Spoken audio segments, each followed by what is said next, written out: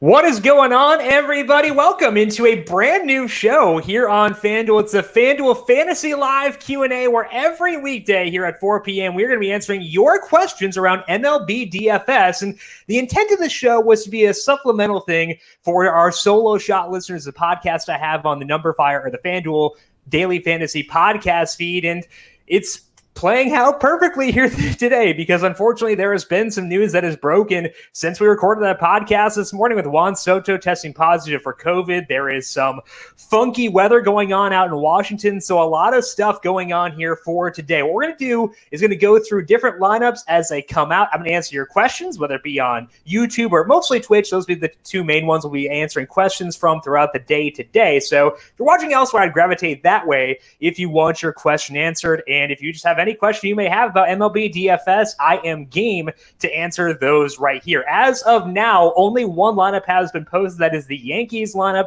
as they take on the Nationals. Last time I checked out the weather for that game, didn't look too bad, so I'm not as pessimistic as other things as other people may be on Twitter, but still something to keep an eye on here for sure. Our first question over on YouTube.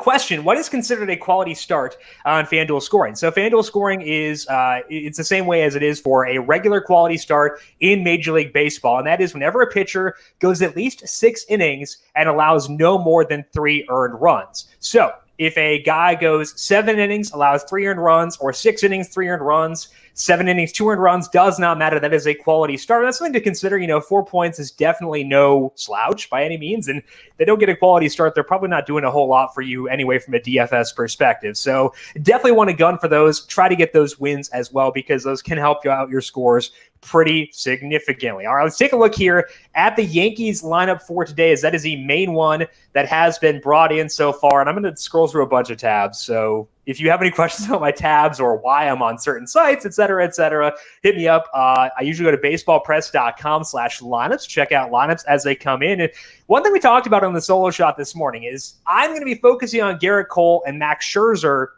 as my main pitchers for tonight.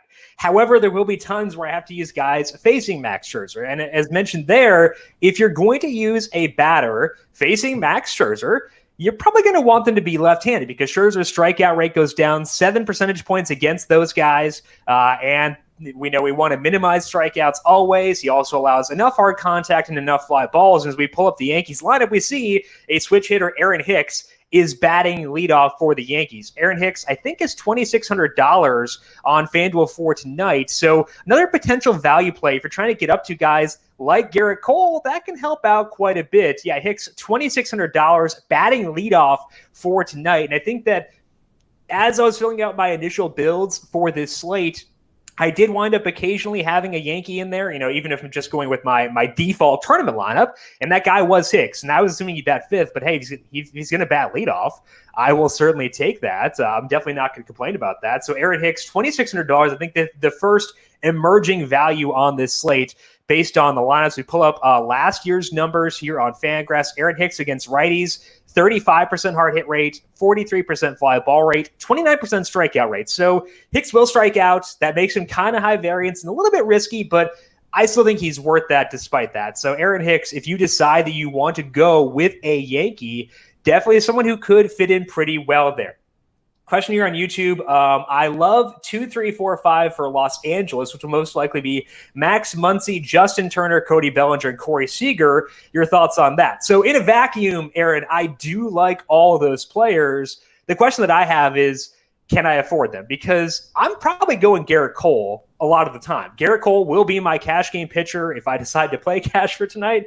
But not, given the weather situation, given the question marks around this one, I might not play cash. But if I were to do so, I think that Garrett Cole makes a lot of sense. And when I put in Garrett Cole, even if I have Aaron Hicks in there as a potential salary saver, and I'm not sure I necessarily want to do that, that leaves me $2,950 left on the table per batter. And all of the guys listed there has salaries of $3,100 or higher. Now, Justin Turner is exactly $3,100, so it's not like we're breaking the bank to get him in there. But I think overall it may be tough to get those guys in there. That's why I'm hoping that Jock Peterson winds up playing. I'm not I'm okay. As mentioned on this morning's podcast, like if I don't wind up on Jock, it's not going to break my heart. I know he'll be very popular. He can be a pretty volatile player, and that's always a concern when you use a popular player who is volatile, but he's $2,800. We know that the upside is there too, so I would be okay with Jock. And I think that if you're looking for those salary savings, I think that Jock is kind of the first guy I turn to. But the thing that I would mention, Aaron, is that you may actually be able to get those 4 batters in there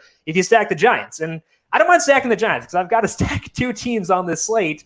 And I think that they're probably number 2 on my list. So if you go to guys like Wilmer Flores, Hunter Pence, that can help you get to guys like Muncy and Bellinger. And I think that's definitely something I'd be gravitating towards. So maybe, Aaron, you do lock in those 4 guys and try to go from there and to see which Giants you can go to. I would caution that you might have some trouble with how expensive Garrett Cole is. A question from Facebook. Robert is asking, who would you pay up for out of Cole, Kershaw, Cole, and Scherzer for tonight? So what we can do here to answer this is the heat chart that I use. This is the where I congregate all the information. Like, it looks super stupid, and like because I'm a DFS analyst, I am legally obligated to have color gradients in there, conditional formatting. So just as a heads up, that's going to be in there. It looks weird when it's only 4 pitchers, but if you look at like tomorrow's slate, like there's a lot of stuff on there, which is pretty fun. But when we look at tonight's slate specifically, I think it makes it pretty easy to see why Garrett Cole and Max Scherzer would be my number 1 and number 2 guys. And I think that, again, if I decide to play cash, Cole would be the number 1 guy there. The reason I think that Scherzer is like viable and on par with Cole for tournaments is that 35% strikeout rate is pretty meaty. It's only 4.8 percentage points lower than Cole's number for all of last season, and he's facing the Yankees team that had a 24% strikeout rate last year based on their current active roster. You can find that by going to FanGraphs, and you just toggle this active roster button right here. Once you do that, you will only see their numbers for players who are on the current roster. So if a player left the team, like the Nationals number does not include Anthony Rendon because he's not on the active roster anymore. So that's why I would go this way. It's a huge helper, especially around the season, to toggle that active roster number. And it's definitely helpful for sure. And you look at the Yankees active roster, they actually have the highest strikeout rate on the slate against the opposing pitcher's handedness for tonight. So Scherzer's not a cash game play between the weather and facing a lineup as good as the Yankees, but I do think that for tournaments, he is, I don't want to say like equal to Cole, but I think he's like right there. Like, I think that Cole is definitely 1. Maybe he's 1B, whereas or 1A, whereas Scherzer is 1B. But I do think that Scherzer is in the same tier as Cole for sure. I'm lower on Kershaw, despite the fact that he has a really good matchup. The Giants, a 96 WRC plus against lefties last year. Really high strikeout rate, not a lot of walks. So yeah, like in a vacuum, Clayton Kershaw, he has the best matchup on this slate. He just does. He has the best matchup on this slate. But I think the reason that I gravitate towards Cole and Scherzer is that his strikeout rate last year, and this is from a 17-start sample after he started throwing more four-seamers. Even if you look at that sample where Clayton Kershaw was better than his full season numbers, his strikeout rate was still about 6 percentage points lower than Max Scherzer's and 11 percentage points lower than Garrett Cole's. And when you look at the salaries on the pitchers for tonight, the gap between Cole, Scherzer, and Kershaw is not all that big. I'm guessing that the salaries are a bit flatter because they wanted to account for the fact that we don't really know what the pitch counts are going to look like for these players. That's definitely a concern. So I think that's why the salaries are flatter. But when that's the case, I just want to go talent, man. Like the difference in $400 between Scherzer and Kershaw isn't all that much. So I think that's why I wind up going with Scherzer above Kershaw. I mentioned this morning, but I think that if I'm talking like exposure levels, let's say you're doing 10 lineups, Robert, I would probably put Kershaw in like 1, and I'd go like 5 Cole and 4 Scherzer. That's the way I'm viewing this slate, at least personally. There are a lot of people who value matchups more than I do, and if you do decide to go heavy in valuing matchups over pitcher quality, then Kershaw will look better. I tend to go with talent over matchup. sometimes to my own detriment, as regular solo shot listeners will tell you, I'm sure. I prefer talent over matchup. That can burn me sometimes for sure, but it can also get you more talented pitchers at lower popularity. And I'm hoping people stay away from Max Scherzer because of the matchup for tonight. All right. So Aaron let me know that the Nationals lineup is out. Again, no Juan Soto. He has tested positive for COVID-19. So Soto not in the lineup and will not be playing for today. And I think that if we're looking at this lineup, the big takeaway should be this is why we want to go with Garrett Cole. Because you take out Juan Soto, you take out Anthony Rendon from last year, and this Nationals team is not the same lineup that we think it to be. So sure, like Trey Turner's a really good player. Howie Kendrick is an awesome hitter. Eric Thames, pretty underappreciated, but that's not a lineup that scares me all that much when it comes to Garrett Cole, especially again with Cole sporting a 40% strikeout rate across all of last year, just a 6% walk rate, didn't let up that much hard contact. Look at the Nationals active roster, and this was pulled before the Soto news came out. So even before you take Soto out of the equation, a 97 WRC plus for the Nationals' remaining active roster, 36% hard hit rate, which is the lowest in the slate, 37% fly ball rate. That's okay, but it's definitely not concerning. And a 9% walk rate.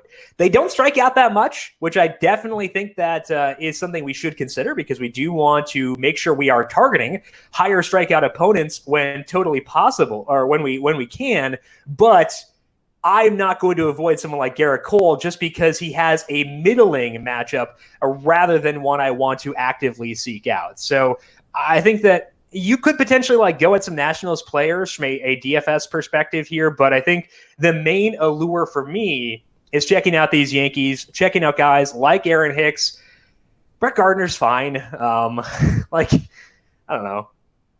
I don't know. That's I can't go much harder than Brett Gardner is fine. I know his numbers last year are pretty good. 35% hard hit rate, 42% fly ball rate. Those numbers comparable to or better than Aaron Hicks's numbers and a lower strikeout rate. But I guess maybe just a mental block for me where I have a really hard time trying to get myself psyched about Brett Gardner. Maybe that's a good thing that I have a hard time getting super psyched about Brett Gardner. But regardless, he's $2,700. I think that I would rank him number 2 behind Hicks. But if I'm just doing one Yankee, that guy is going to wind up being Aaron Hicks. All right, so we have the lineups out for the Yankees and for the Nationals. Let's take some speculative looks here at this Giants lineup because, again, I'm really interested in stacking this team. And, I mean, it's risky because it's Kershaw. It's risky because they're hashtag bad. They're just actively not a good offense.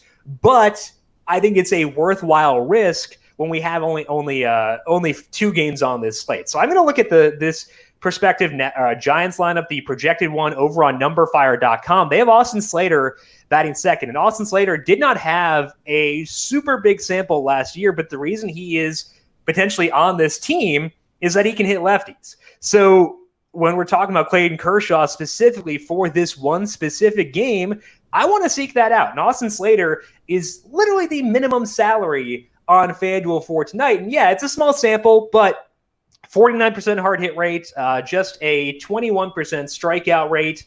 It's not like Austin Slater is this world beater who you would roster on a fuller slate, but hey, he's minimum salary. We want to get to Garrett Cole. That can definitely help things. His overall power numbers in the minors last year at AAA at 221 isolated slugging percentage. That's not that bad. I can definitely get behind that. So if Slater does wind up batting second, I think that we go all in. Now, the issue we're going to probably run into is that I don't know if the Nationals lineup or the Giants lineup is going to be out before this Nationals versus Yankees game lock. So that could cause some confusion there. I think if you're looking for more sure things, you can bet that Hunter Pence will bat at a good spot in the order. You can bet that Wilmer Flores will bat at a good spot in the order. And those are 2 guys who really did have good numbers against lefties last year. 45% hard hit rate for Hunter Pence against lefties, just a 19% strikeout rate. Wilmer Flores is I know he's 27 years old. He's not that old, but it seems like he's been killing lefties for a decade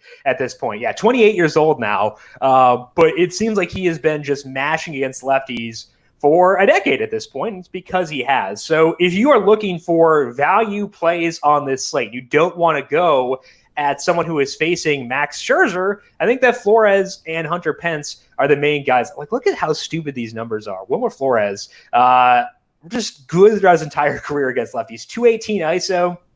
He's had some years where he's been like even beyond that. So I definitely think that Flores is someone I would be willing to go to. I'd assume he'll be at a really good spot in the order. So definitely going there. Hunter Pence, $2,400. And let's have Cole in here. Let's go get out of the Yankees. All right, let's go with Pence. And let's go with Flores. Like, even if we don't go with Austin Slater at minimum salary, that puts us up to $3,183. And when we go back to Aaron's question where he was talking about those mid-range Dodgers, that gives you a lot of flexibility to get to those guys. Like, I'm not going to put a full lineup in here. If you're looking for a full lineup, I'm sorry, you've come to the wrong place. That's not going to happen. But like Corey Seager is $3,200. Justin Turner would fit at third base in this situation as well. So like you can get to those mid-range Dodgers really easily if you just go with guys like Flores and like Pence in a couple of spots in your roster. So I know the Giants are not a team that you probably want to play. I know that I don't. And I probably won't. Like, I think that I went until maybe like July or August of last year before I stacked the Giants even once, at least based on the stacks recommended on the solo shot. So you can avoid them for the most part, but I think here specifically on a shorter slate, I am definitely okay at least going there at times. Question from Bethany Peters. I guess it's not a question. Just want to say congratulations. Oh, thank you, Bethany. I appreciate that for sure. I just got married on Friday, so I'm assuming that's what she's referring to. Thank you, Bethany. Definitely appreciate that. Yeah, got the wedding done on Friday. Had a couple of days off. Got to definitely like relax a little bit, and then thrown back in the grinder here with a NASCAR race tonight because I do NASCAR stuff for numberFire too, and they'll be opening day today. What could be better as a welcome back to work present? Zach is asking, is Dubon viable as starting? I kind of hate his power. Let's pull him up here. I'm not a huge fan just because I prefer guys who have a path to upside. I'm not sure that Dubon is really someone who has that necessarily. If we look back to last year in AAA, a 162 ISO, that's not great. Doesn't strike out a lot, so he's probably going to put the ball. I did put a ring on it. He puts the ball in play enough, has some power. But if you remember last year in AAA, they were using a ball that was pretty juicy for sure. So seeing a 162 ISO, that's not really going to do it for me. Looking down here for his batted ball numbers in AAA, 39% fly ball rates, 26% in the big leagues, over 111 plate appearances. So like Dubon's not terrible just because the salary is so nice. He's $2,300. He'll play second base. The thing is, I'd rather go Flores. You could use both because you could put one in your utility slot, but I think I would just go Flores and try to find someone else for my utility. So Dubon's at least in play. Like, I'm not saying it's a terrible idea to consider him. He doesn't fit what I want. Like, again, I want someone with a path to upside. Dubon, not a huge stolen base guy. He'll get some, but I think that probably gets pushed down a peg with a lefty on the bump. Doesn't have a lot of power, so I'd rather go elsewhere. But like again, it's not outrageous. It's a 2-game slate. You know, you could do a lot worse. So I'm not going to talk you out of it, Zach, but he's not at the top of my mind personally when looking at this Giants lineup. Talk about leverage with playing Cueto. I know it's not ideal, but can be what's needed for a big takedown. So, yes, Beat Nerd TV, which is an interesting name, because there is some rain concern in Washington, which I don't think is all. Let me refresh the weather here. numberFire pulls some dark sky weather, which is what we use for the PGA podcast. Precipitation numbers, not bad. I think it's like scattered storms. I was reading Kevin Roth over on RotoGrinders this morning, who I'd recommend if you're looking for weather stuff. Just go to rotogrinders.com, look for MLB weather. Kevin's awesome. I read his write-ups every day, usually twice a day. He said that it seemed like most of the bad stuff would be out of the way before the game. So I guess I'm not as concerned about the Washington game. If you are like Beat Nerd TV, if you are concerned about the weather in the Washington game, totally okay. And I think that's a fair thing. That's where Cueto comes into play, because then if we get a delay in the middle of Nationals Yankees and it's long enough where Cole and Scherzer leave, that's trimming the slate down to 2 pitchers. And that makes Cueto an option. So I think that in that situation, you can justify Cueto. But I need to get a lot of things to break my way in order to talk myself into Cueto being the highest scoring pitcher on this slate. Now, again, salaries are a thing, but I don't think it's super hard to get to Cole and Scherzer. So that's why I'm not really caring all that much about salary. Cueto, these numbers that I have here on my master sheet are from 2017 through 2019. So it's definitely a longer sample, but a 4.50 skill interactive ERA, 20% strikeout rate. We don't know what we're going to get out of Johnny Cueto because it's been so long since he's been healthy. But I think whatever iteration we get, it's going to be a lesser product than you get out of guys like Scherzer, Cole, and Kershaw. So there is value to saying maybe you want to go with Cueto because the 4-game slate, anything happen. I would need a lot of lineups personally to get there. And I think that's the way I'd phrase it. So it could work out. And again, do you never let me talk you out of someone. Let me talk you into someone. Don't let me talk you out of someone. If you think that Johnny Cueto has a chance to be the highest scoring pitcher in tonight's slate, go for it. He does not fit my process personally, so I will not be going there. But I think that's how I'm viewing it. But again, it's a 2-game slate. A lot of stuff can happen. All right. Timothy on Facebook is asking who we playing tonight. Great question. We talked through a couple of options earlier on, but I think at pitcher, again, it's revolving around Garrett Cole for cash games if you decide to play cash games, which you don't have to. Just saying that for tonight. But then I think that Scherzer is the 1B for tournaments. Kershaw is definitely like a third, like he's a separate tier away from those guys.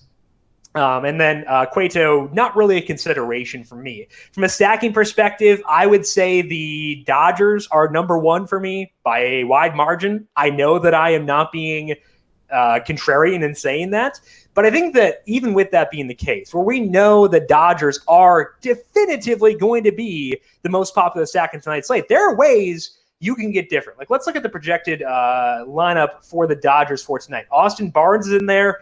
I think that people assume that it'd be Will Smith, but they announced today that Austin Barnes is going to catch Clayton Kershaw. So you could use Austin Barnes. I wouldn't expect him to be all that popular. You could use A.J. Pollock instead of Jock Peterson. People love Jock. I love Jock. I don't blame them by any means, but just making those little pivots, going with someone like Pollock over Jock Peterson, that's how you can differentiate your lineup without being too crazy, without doing super suboptimal plays. If we look back to last year, A.J. Pollock didn't have the most robust sample because he, as always, was hurt, but a 43% hard hit rate against righties, 35% fly ball rate. So, yeah, objectively, Jock Peterson is going to be the better play than A.J. Pollock. But if you want to stack the Dodgers without totally just going with the consensus options, maybe you just go with A.J. Pollock over a Jock Peterson. He's $100 more, so you're paying up to be contrarian a bit there. I think that's my overall piece of advice is we know the Dodgers are going to be popular. Find ways to be different without being suboptimal. So I think that if we're talking about my default lineups, I'm talking about Garrett Cole, pitcher, trying to get some Dodger stacks in there, and then going with the Giants for value plays. But again, I do think that someone like Aaron Hicks could work as well. It's just kind of, different ways to save some salary and still get up to someone like Garrett Cole. Who do you think will be a great lineup for FanDuel for tonight? I kind of talked about that in the last question, just going through some different options that you have with the pitchers and with the hitters. If you missed it earlier, we were talking about pitcher exposures for tonight's slate. I think that if I have 10 lineups, which I'm assuming a lot of you are probably somewhere in that neighborhood of maybe going 10 lineups, maybe that's a little bit on the high end, but if I have 10 lineups, I'm probably going with Garrett Cole in 5, Max Scherzer in 4, Clayton Kershaw in 1, probably somewhere in that range. I'm okay with foregoing Cueto if it's just 10 lineups for me because I don't necessarily want to burn those. But I think that's when I'm viewing things for tonight. But I think that there are a lot of ways you can play this thing. That's just my personal thoughts with the way I'll be playing things for here. We're going to close up shop here because we are getting to 425. This will be a 25-minute show every day or every weekday right here on the FanDuel YouTube page and on the FanDuel Twitch stream. So make sure to subscribe to the FanDuel YouTube page. Get those questions in daily. Tomorrow, we're going to have lots to talk about because we have an 11-game slate with lock at 7:05. That's a lot of different things to dissect. So make sure you swipe in here at 4 p.m. Eastern to check out the FanDuel YouTube page, subscribe there, and follow the Twitch channel as well. If you want to hear those thoughts earlier, maybe you don't have time at 4 o'clock to watch this full stream, make sure you subscribe to the numberFire Daily Fantasy Podcast feed because my podcast, The Solo Shot, goes up every day. That'll also be on YouTube live at 9 a.m. Eastern. So make sure you, again, subscribe to the YouTube page for that. But the podcast will go up after that if you want to listen to it during your lunch or whatever it may be to get your MLB DFS on. Big thank you to Calvin Theobald, our video producer, running the video side of things here today. Thank you, Cal. As always, Cal will be an integral part of our team over the next couple of weeks, and he always has been. So thank you, Cal, for that. Thank you for everyone for tuning in for this debut edition of the FanDuel Fantasy Live Q&A. Back again tomorrow to break down an 11-game slate. Good luck tonight. Hopefully we can avoid some bad weather out in Washington and just watch some baseball, relax, and have a whole lot of fun. We'll talk to you again soon. Good luck. This has been the FanDuel Fantasy Live Q&A here on the FanDuel YouTube page.